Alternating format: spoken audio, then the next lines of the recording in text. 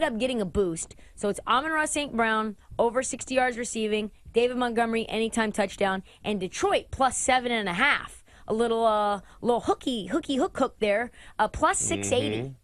Plus 680. Right. Tell me what doesn't hit. I like the St. Brown, especially with no Jamison Williams for the first couple weeks. I mean, the Montgomery, love that. Obviously, I'm already on that. Yeah. Love the Detroit getting the hook there, too, plus 7.5. Yeah, I'm going to need all this, spread. so I'll be rooting for all this with you. Anyway. I don't really think – honestly, I'd feel just as comfortable about that as you do. Plus 700. Yeah. It was a max bet of only $25, so I'd probably circle the block and take it plus 400 as well. But I also like the over, 52.5. I have no idea what to expect. And you never know with Andy Reid. You know what I mean? Like he might just scrap the whole thing. It's like I'll get like text messages from in our family league, and my mom will be like, "What should I do? Which Chief should I take?" And I'm like, "I have no idea." Even Patrick Mahomes and Andy Reid tell you like, "Don't draft any of our guys because we're going to use somebody different." I feel good about Kadarius Toney maybe, but he's dinged. He's not going to be. I mean, he's healthy. He's playing in this game, but how healthy is he? So MVS for me, 41.5 receiving yards. Yeah.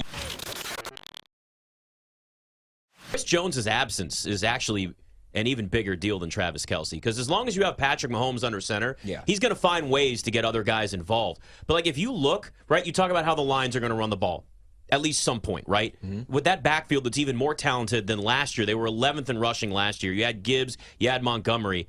I mean, when you had 35% of Detroit's rushing attempts last year going up the middle in 2022, and now you don't have Chris Jones as a part of that, Detroit is going to run that ball up the middle, 5.1 yards per play up the middle on a rush attempt. That was 4th in the NFL. That's the exact direction that they're going to go. The Chiefs had a 36% pressure rate with him on the field last year, which would have been 7th in the NFL.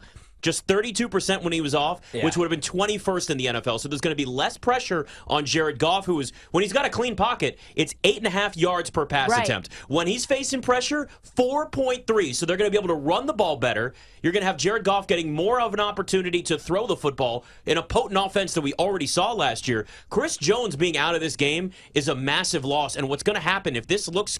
Not even if it's ugly, but if you watch this and go, oh, man, Jared Goff has all the time in the world, Chris Jones can be sitting back going, yep, I'm going to get paid now. Media platform. Adam Schefter tweeting a minute ago. Joe Burrow has reached agreement with the Bengals on a 5-year, $275 million. That includes $219.01 million guaranteed. It makes him the highest paid player in NFL history, sources telling ESPN. I mean, I'm sure everybody else is going to be. The pettiness and the game kicks off. Mahomes. Herbert's deal's done. Burrow. Done. So the 219 guaranteed, not 219.01 million guaranteed.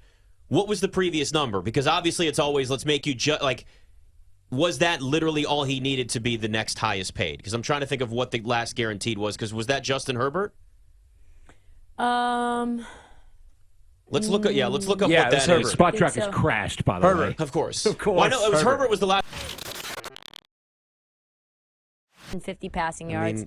I just need 250 for the game. MVS over 41.5 receiving yards. There you goes go. home in the first half. Like I said, it's 1 or 2 receptions. He runs like 2 routes. Yeah. Route tree's not very big. But Sam Laporta's almost going to hit his prop, too. Yeah, 34-yard reception on one play right there. He looks good. Now I'm just nervous for my closing line value ticket on the Lions and my David Montgomery anytime touchdown. Because, I know. Spags, still defensive genius, and he's really good at second-half adjustments as well. 2-1. They're going to beat you. Oh, picked off. Oh, here we go. There we go. Go, take it to the house. Take it to the house. That's the way we take it to the house. Was that Gardner Johnson? Oh, my God. We'll take that. All right, let's make this a tie. Thank you. Get the Lions back in this thing. Dan Campbell, I told you guys, I never called him a glorified gym teacher. I always believed in Danny C., one of my favorite tight ends of all time. 14-13.